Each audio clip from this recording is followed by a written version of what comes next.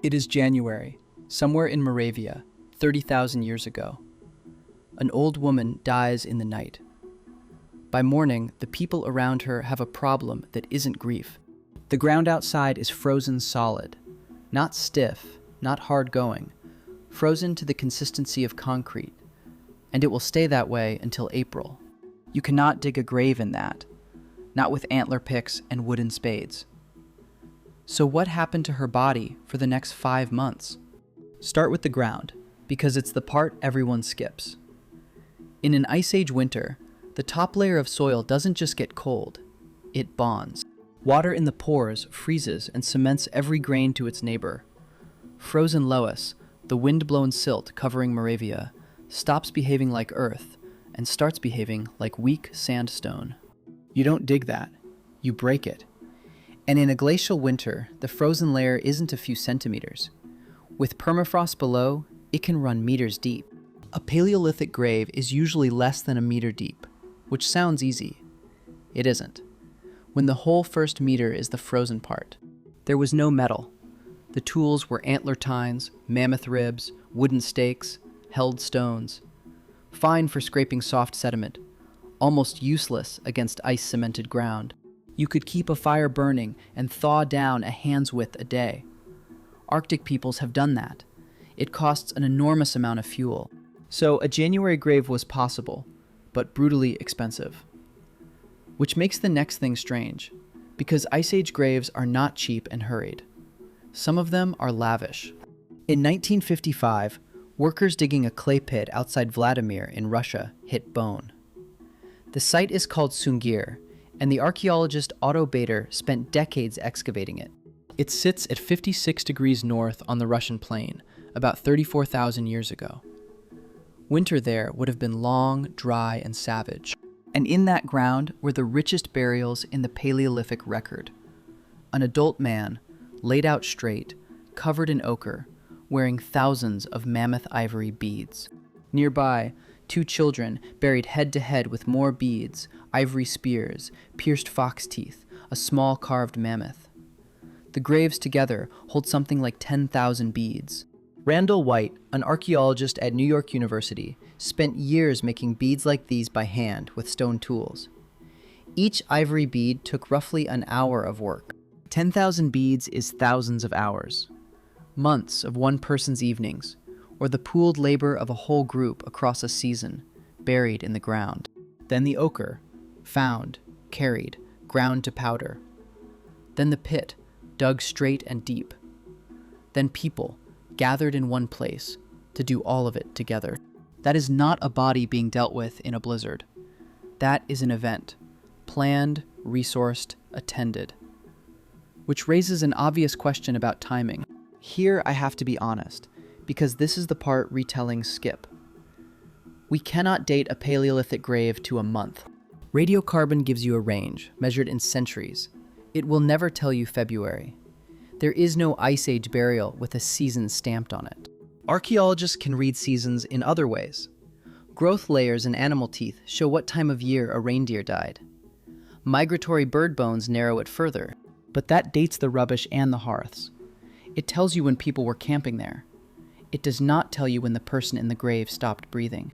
So when I say the careful burials look like warm season work, that's an inference from labor, not a measurement.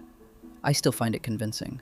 Deep straight pits, ground pigment, months of beadwork, a crowd in one place. That is the shape of spring and summer, not February.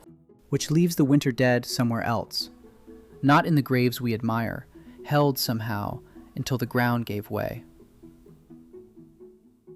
The simplest answer is also the least romantic. In a landscape below freezing for months, a body does not decay. It becomes, in effect, storable. That's not speculation.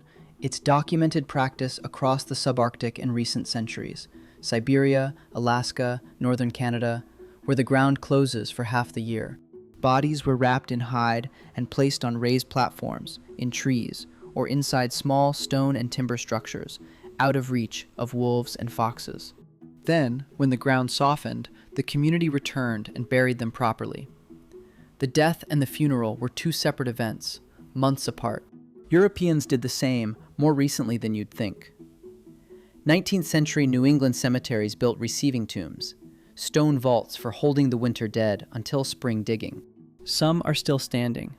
You can walk past one in a Massachusetts graveyard without registering what it was for. It was for exactly this problem. So a delayed funeral isn't exotic. It may be the oldest solution we have. The trouble is that waiting, by itself, leaves nothing for an archaeologist to find. For anyone who couldn't wait, there were two other routes. If you can't get into the ground, you build upward. Or you burn. Upward means a cairn. At Dolni in Moravia in 1949, Bohuslav Klima uncovered an adult woman with ochre on her head and two mammoth shoulder blades laid over her. Mammoth scapulae are enormous, flat plates the size of a tabletop. Stack those, pile on limb bones and stones, and nothing is digging your dead up. That works in any season. You need no soft ground to lay bone over a body. It's the most plausible winter option that would still leave a trace. The other route is fire. Burnt human bone has turned up in ash at these Moravian sites, and some researchers read it as deliberate cremation. Others aren't persuaded. It's genuinely contested. Bone can end up in a hearth many ways. But cremation itself is old and certain elsewhere. At Lake Mungo in Australia in 1969, the geologist Jim Bowler found a woman who had been burned, then crushed, then burned again around 40,000 years ago. Fire needs no thaw, but it needs fuel. And on a treeless winter steppe, fuel was the one thing you could not spare. Which brings us to the uncomfortable part. Across all of Upper Paleolithic Eurasia, tens of thousands of years, we have a few hundred burials. Total. Millions of people lived and died in that window. The overwhelming majority were not buried in any way we can recover. That's true of summer as much as winter. Some were left where they fell. Some were exposed and taken apart by scavengers and weather, which is why we so often find one bone, never a body. Some were deliberately processed. At Gough's Cave in Cheddar Gorge, human bones from about 14,700 years ago carry cut marks, and 3 skulls were made into cups.